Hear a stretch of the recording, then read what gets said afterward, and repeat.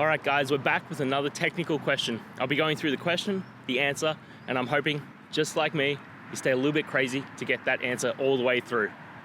Guys, let's get started.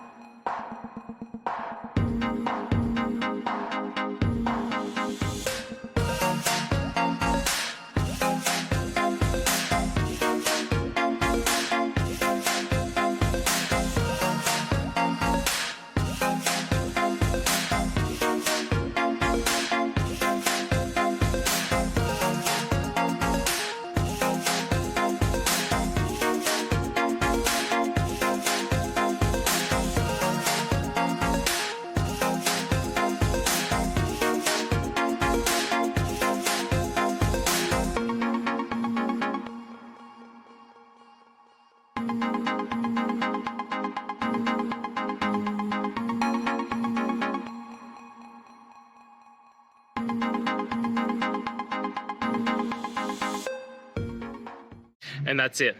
I hope this video has helped you get through to that resolution that you're looking for. If it did, please hit subscribe.